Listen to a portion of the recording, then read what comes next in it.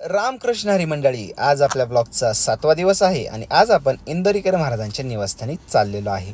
मस्त की सकाळी 6 वाजता उठून सरपंच मला न्यायला आले, कारण की दिनेश सेठ सहाने कोळवाडीचे सरपंच त्यांना इंदोरीकर महाराजांची तारीख लागत होती। त्यांच्या वडिलांचं वर्षश्राद्ध असल्या कारणाने त्यांची अशी इच्छा होती की इंदोरीकर महाराजांचं कीर्तन झालंच पाहिजे।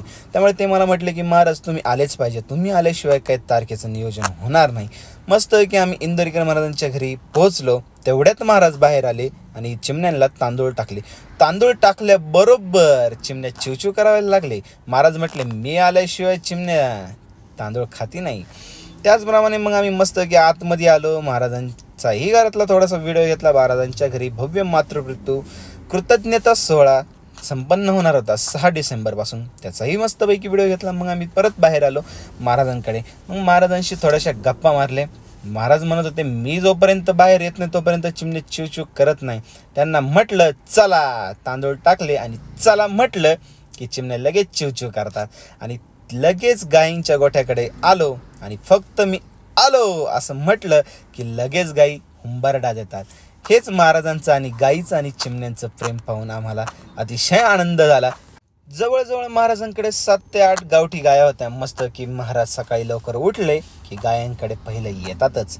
रात्री कितीही उशीर हो, रात्री कितीही उशिरापर्यंत कीर्तन असू, महाराज रात्रीच्या 3 वाजता जरी घरी आले तरी सुद्धा सकाळी पहाटे लवकर 5 वाजता उठून तयार होऊन पहिलं गायांकडे लक्ष द्यायला येतात, म्हणजे येतातच। पहिलं गायांकडे येतात, पहिलं मग नंतर चिमण्यांना तांदूळ टाकतात आणि मगच तारखेचं नियोजन करतात। मस्त की मग महाराज आतमध्ये येऊन बसले, मग तारखेचं नियोजन करायला लागले। मग मला म्हटले की विशाल तुझं काय दुःख नाही? म्हटलं महाराज आम्हाला तारीख पाहिजे पुढच्या महिन्यात।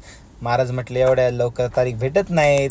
म्हटलं करा माझ्यासाठी काहीतरी। तर महाराज म्हटलं आता तू म्हणतो म्हणून काहीतरी केलंच पाहिजे, कारण महाराजांचं ना आमचं जुने संबंध आणि महाराजांचं आमच्यावरती भरपूर प्रेम। मस्त की मग तारखेचं नियोजन लावलं। मग दिनेश सेठ साने यांना म्हटलं चला थोडासा फोटो बिटो काढा। मग आम्ही निघालो, तेवढ्यात किरण महाराजांची एंट्री झाली। मग किरण महाराजांचाही व्हिडिओ घेतला, पण आता त्यांचं काही आमच्याकडे लक्षच नाही। म्हटलं काही हरकत नाही। मग किरण महाराजांचा फोन झाला। मस्त की मग आम्हाला राम राम श्याम श्याम ठोकला। नितीन महाराज गोडसेही त्या ठिकाणी होते, उत्कृष्ट मृदुंगाचार्य होते। मग आम्ही लगेच परत आतमध्ये आलो। मग महाराज म्हटले चला इथं सत्कार करायचा आहे। गणेश भाऊ आले होते, त्यांचाही महाराजांनी सत्कार केला। महाराज कितीही मोठे असले तरी सुद्धा मान सन्मान करायला कधीही हटत नाही। मग महाराजांकडे आम्ही सगळं उरकलं आणि आम्ही रिटर्न आलो। रिटर्न आल्याबरोबर मला फोन आला की आमची रेशनिंगची म्हणजेच तांदळाची गाडी आलेली आहे। मग मंजनानाला म्हटलं चावी घेऊन या। मग मंजनाना मस्त की चावी घेऊन आले। मग आम्ही रेशनिंगची गाडी खाली केली। मग घरी आलो। म्हटलं आता उद्या लास्ट डे म्हटल्यावरती आता किती जण रेशनिंग न्यायचे राहिलेत ते पाहिलं पाहिजे। मग त्यांची यादी काढीत बसलो। तोपर्यंत आईसाहेब आमचे गिराईक देत होते। मग नंतर मस्त की जेवण वगैरे झालं आणि आईसाहेबांना मोकार गार लागलं होतं। आई मस्त की डुलत होती। म्हटलं अगं आज एवढं गार नाही, म्हटली लई गार आहे लई गार। म्हटलं काही हरकत नाही। आणि याच ठिकाणी आपला ब्लॉग संपतोय, भेटूया उद्याच्या ब्लॉग।